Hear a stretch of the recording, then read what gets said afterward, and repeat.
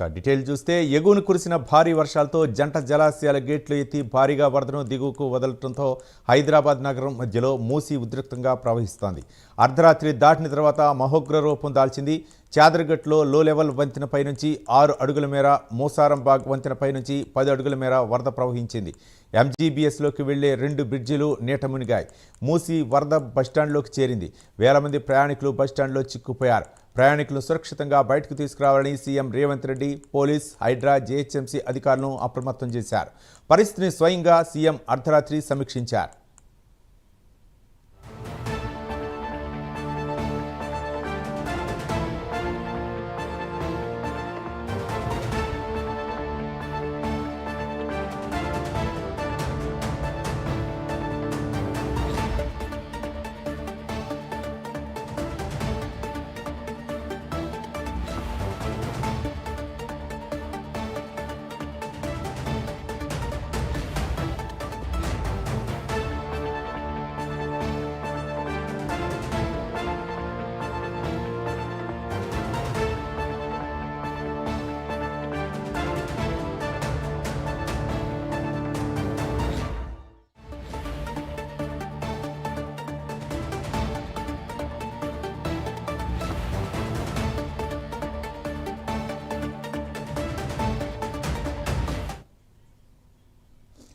ఎగువన కురిసిన భారీ వర్షాలతో జంట జలాశయాల గేట్లు ఎత్తి భారీగా వరదను దిగువకు వదలటంతో హైదరాబాద్ నగరం మధ్యలో మూసీ ఉధృతంగా ప్రవహిస్తుంది.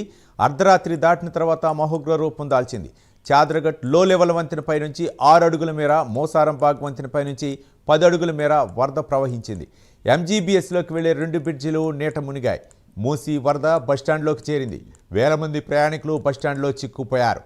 ప్రయాణికులను సురక్షితంగా బయటకు తీసుకురావాలని CM Revanth Reddy, police, Hydraa, GHMC అధికారులను అప్రమత్తం చేశారు. పరిస్థితిని స్వయంగా సీఎం అర్ధరాత్రి సమీక్షించారు.